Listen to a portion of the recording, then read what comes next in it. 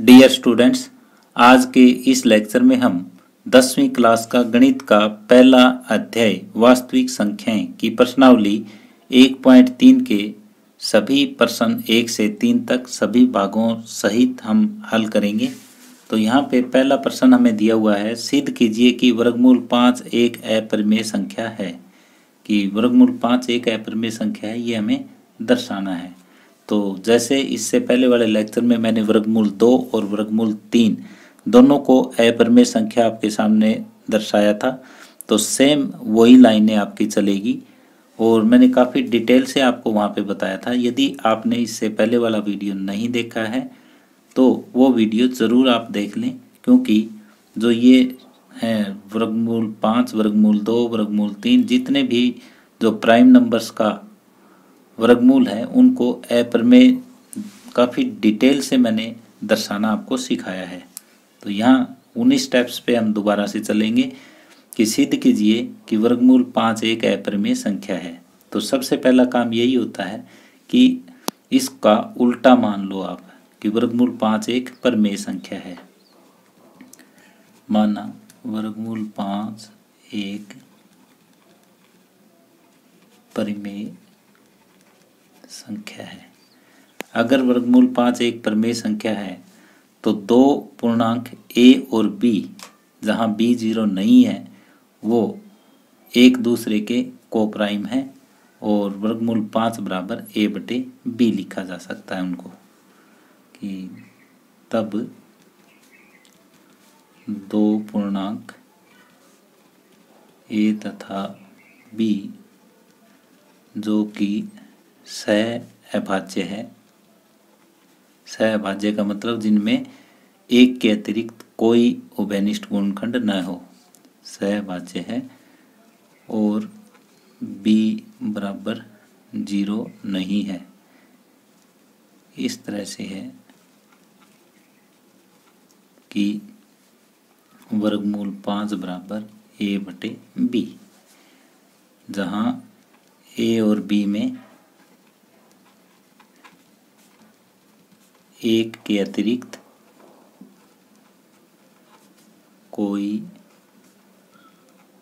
उभयनिष्ठ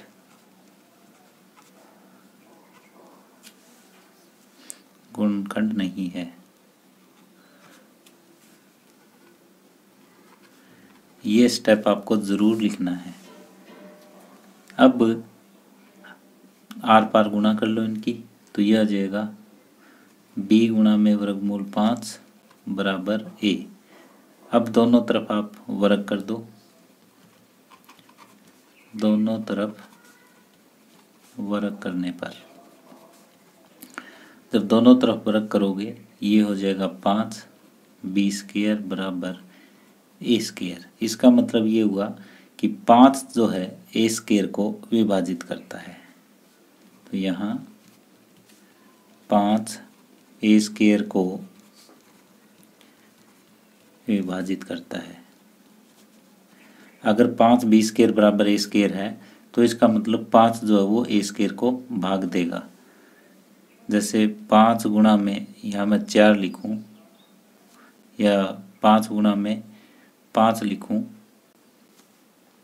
और ये आ जाए 25, तो ये 5 जो है वो इस 25 को भाग देगा। अगर 5 गुणा 4 लिखूं मैं तो ये 20 है, तो 5 जो है वो 20 को भाग दे रहा है। तो इस तरह से 5 गुणा समथिंग बराबर कोई और है तो 5 जो है वो a स्क्वायर को विभाजित करता है। 5 अगर a स्क्वायर को विभाजित करता है तो हमने इससे पिछले लेक्चर में एक रिजल्ट बताया था कि अगर ये संख्या अभाज्य है और a स्क्वायर को विभाजित करती है तो ये संख्या a को भी विभाजित करेगी। तो ये रिजल्ट आप डायरेक्ट लिख सकते हो कि 5 a को भी विभाजित करेगा। तो एक तो यहाँ पे हमने ये लिख लिया। अब 5 a को विभाजित करता है तो इसका मतलब ये हुआ कि a बराबर 5c। a बराबर मैंने कितना लिख लिया, 5c। अब a का ये वाला मान यहाँ रखते हैं हम, तो b वर्गमूल 5 बराबर 5c। क्यों? क्योंकि a बराबर b वर्गमूल 5 हमारे पास है। अब फिर दोनों तरफ वर्ग करो। दोनों तरफ वर्ग करने पर, दोनों तरफ अगर हम वर्ग करते हैं तो ये हो जाएगा 5b स्क्वायर बराबर 5 5 1 25 c स्क्वायर, 5 से हटा दो तो b स्क्वायर बराबर 5c स्क्वायर। तो फिर ये आ गया कि 5 जो है वो b स्क्वायर को विभाजित करता है, जो मैंने ऊपर बताया उसी तरीके से 5 b स्क्वायर को विभाजित करता है। 5 अगर b स्क्वायर को विभाजित करता है तो 5 जो है वो अभाज्य संख्या है, 5 b को भी विभाजित करेगा। तो एक तो हमने ऊपर रिजल्ट ये देखा, एक ये देखा। 5 ऊपर तो a को विभाजित कर रहा है, यहाँ 5 b को विभाजित कर रहा है। तो इसका अर्थ ये हुआ कि 5 a तथा b का उभयनिष्ठ गुणनखंड है।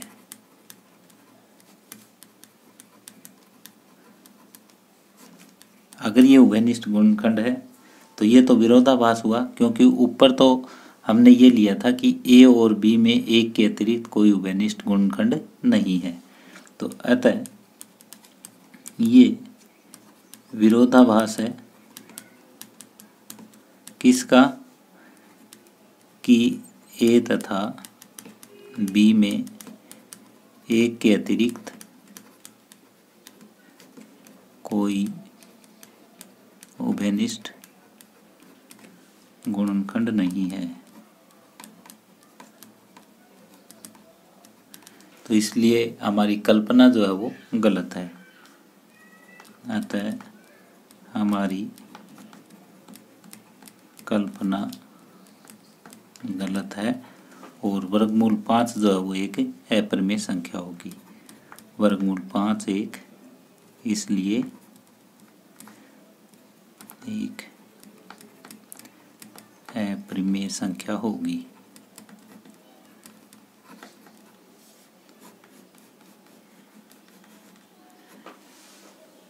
तो इस तरह से प्रश्न नंबर 1 कंप्लीट हुआ।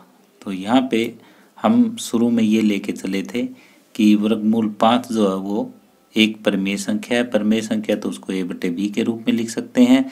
वहाँ से हमने ये डिक्लेयर किया दोनों तरफ वर्ग करके कि 5 a स्क्वायर को विभाजित करता है और 5 a को विभाजित करेगा। लेकिन इससे पहले हमने ये भी मानना था कि a और b में एक के अतिरिक्त कोई उभयनिष्ठ गुणनखंड नहीं है, और उसी का विरोधाभास हमने लास्ट में सिद्ध कर दिया।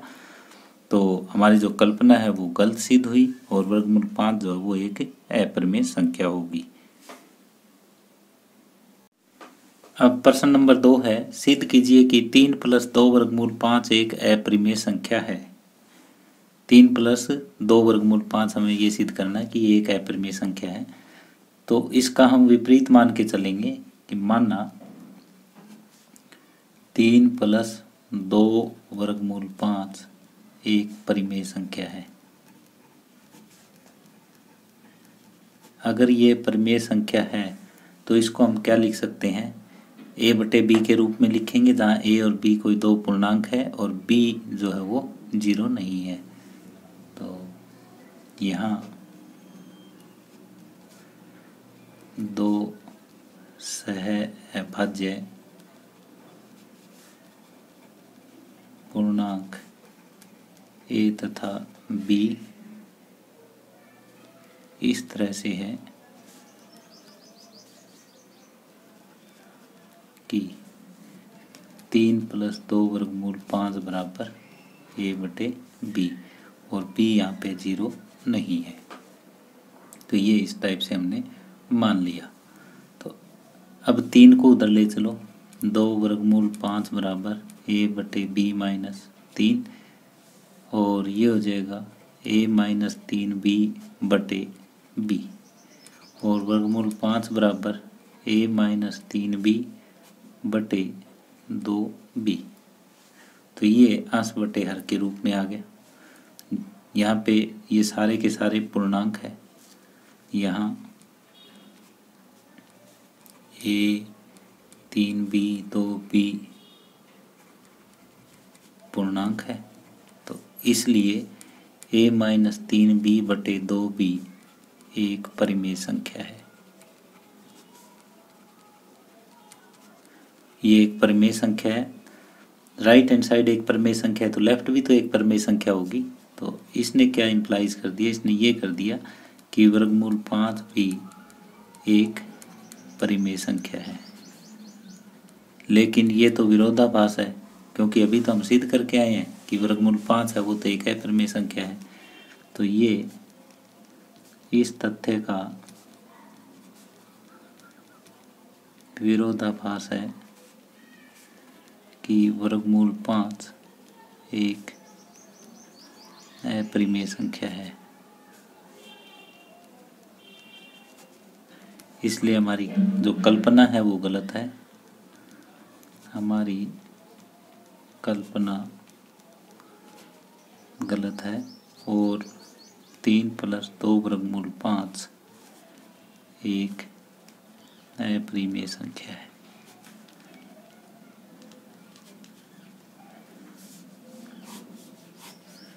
तो इस टाइप का कोई भी क्वेश्चन आ जाए तो वो आप इन्हीं स्टेप्स से करोगे। तो इस तरह प्रश्न नंबर 2 कंप्लीट हुआ। अब आगे प्रश्न नंबर 3 का भाग 1 है। सिद्ध कीजिए कि 1/वर्गमूल 2 एक अपरिमेय संख्या है। तो जैसा हमने प्रश्न नंबर 2 किया सेम उन्हीं स्टेप्स पे करेंगे।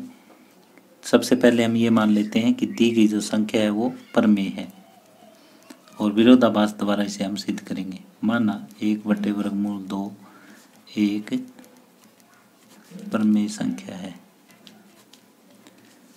तो अब यहाँ 2 पूर्णांक a तथा b जो सह अभाज्य तथा b ≠ 0 इस प्रकार है कि अगर ये परिमेय संख्या है तो इसको a/b के रूप में हम लिख सकते हैं। आर पार गुणा कर लो तो ये वर्गमूल 2 जो ऊपर ये b इधर आ जाएगा, ये नीचे वर्गमूल 2 इधर आ जाएगा। अब b और a दोनों पूर्णांक है तो b/a एक परिमेय संख्या हो जाएगी। अब b तथा a दोनों पूर्णांक है, इसलिए b/a एक परिमेय संख्या होगी। अगर ये परिमेय संख्या है, लेफ्ट हैंड साइड एक परिमेय संख्या है तो राइट हैंड साइड भी क्या होगी, एक परिमेय संख्या होगी। इसने ये इम्प्लाइज कर दिया कि वर्गमूल 2 जो है भी एक परिमेय संख्या होगी। लेकिन ये तो विरोधाभास है किस बात का, क्योंकि हम तो जानते हैं कि वर्गमूल 2 जो वो एक अपरिमेय संख्या है। ये इस तथ्य का विरोधाभास है कि वर्गमूल 2 एक परिमेय संख्या है, एक अपरिमेय संख्या है। यानी हमने क्या किया, 1/वर्गमूल 2 को सबसे पहले परिमेय संख्या मानना, फिर 2 कोई पूर्णांक a और b इस तरह से मानने की जो सहअभाज्य है b 0 नहीं है और 1/वर्गमूल 2 के बराबर a/b है अगर ये परिमेय संख्या है। तो यहाँ से वर्गमूल 2 हमने एक तरफ ले लिया, बाकी जो है क्रॉस मल्टीप्लाई से दूसरी तरफ ले आए। a और b दोनों पूर्णांक है तो b/a एक परिमेय संख्या होगी, तो वर्गमूल 2 है वो भी एक परिमेय संख्या होगी। लेकिन हम जानते हैं कि वर्गमूल 2 जो है वो एक अपरिमेय होती है, तो ये इस तथ्य का विरोधाभास हमने यहाँ पे सिद्ध कर दिया। तो इसलिए हमारी कल्पना जो है वो गलत है और क्या होगा, 1/वर्गमूल 2 एक अपरिमेय संख्या है।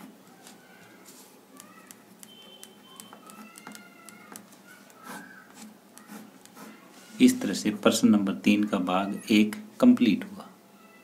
प्रश्न नंबर 3 का दूसरा भाग है 7/5 एक अपरिमेय संख्या सिद्ध कीजिए। तो हम जो ऊपर पार्ट करके आए हैं उसी हिसाब से चलेंगे। 7/5 को एक परिमेय संख्या मान लेते हैं।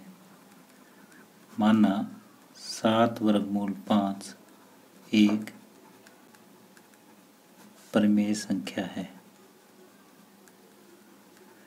अगर ये 7 वर्गमूल 5 एक परिमेय संख्या है तो a और b कोई दो पूर्णांक हम इस तरह से लेते हैं कि वो सहभाज्य b 0 नहीं है और 7 वर्गमूल 5 जो है वो a बटे b के बराबर है। तो a तथा b दो सहभाज्य पूर्णांक जहाँ b बराबर 0 नहीं है, इस तरह से है कि 7 वर्गमूल 5 जो है वो होगा a बटे b के बराबर। तो ये 7 को नीचे ले चलो, वर्गमूल 5 जो है वो हो जाएगा a बटे 7b।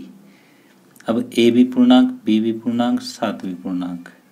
यहाँ a, b और 7 तीनों ही पूर्णांक है, तो इसलिए a बटे 7b जो है वो क्या होगा, एक परिमेय संख्या होगी। यहाँ पे आपको इस तरह से रखना है कि जो रूट वाली संख्या है वो एक तरफ रह जाए और बिना रूट की सारी संख्या दूसरी तरफ चली जाए। अब a बटे 7b एक परिमेय है तो इसका मतलब वर्गमूल 5 भी एक परिमेय संख्या होगी, इसलिए वर्गमूल 5 भी एक परिमेय संख्या होगी। अगर ये वर्गमूल 5 परिमेय संख्या होगी तो ये तो विरोधाभास है, क्योंकि हम जानते हैं कि वर्गमूल 5 जो है वो एक अपरिमेय संख्या होती है। तो ये इस तथ्य का विरोधाभास है कि वर्गमूल 5 एक अपरिमेय संख्या है।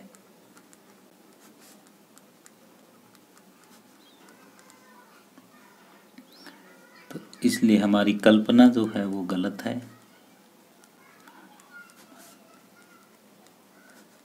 और हमारी कल्पना गलत है।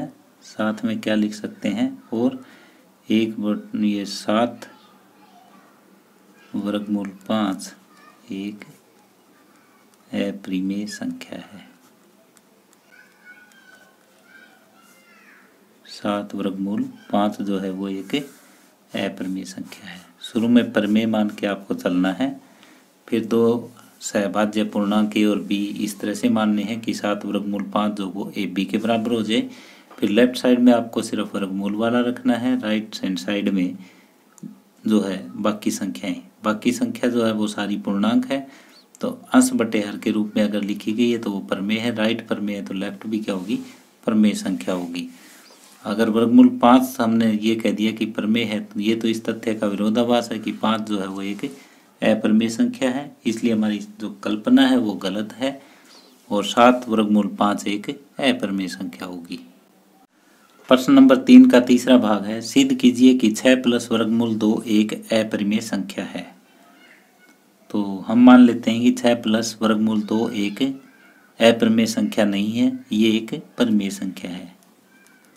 माना 6 प्लस वर्गमूल 2 एक परिमेय संख्या है। अगर ये परिमेय संख्या है तो a तथा b दो सहअभाज्य पूर्णांक है जहाँ जो b है वो 0 नहीं है। इस तरह से है, किस तरह से कि 6 प्लस वर्गमूल 2 जो है वो a बटे b के बराबर हो। 6 प्लस वर्गमूल 2 a बटे b के बराबर, तो यहाँ से वर्गमूल 2 हमें ज्ञात करना है किसके बराबर होगा, a बटे b माइनस 6। तो ये लघुत्तम b आया, a माइनस 6b। अब ये सारे के सारे पूर्णांक हैं, a 6b सभी पूर्णांक है, इसलिए a माइनस 6b बटे b एक परिमेय संख्या है। ये एक परिमेय संख्या है। अगर ये एक परिमेय संख्या है तो लेफ्ट हैंड साइड है वो भी एक परिमेय संख्या होगी। तो इसने ये इम्प्लाइज कर दिया कि वर्गमूल 2 भी एक परिमेय संख्या है। अगर वर्गमूल 2 एक परिमेय संख्या है, ये तो विरोधाभास है, क्योंकि हम जानते हैं कि वर्गमूल 2 जो है वो एक अपरिमेय संख्या है। तो ये इस तथ्य का विरोधाभास है कि वर्गमूल 2 एक अपरिमेय संख्या है।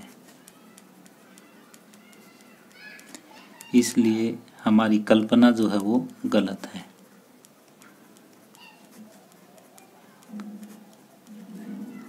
और जो कुछ दिया हुआ है वो एक अपरिमेय संख्या है, यानी 6 प्लस वर्गमूल 2 एक अपरिमेय संख्या है।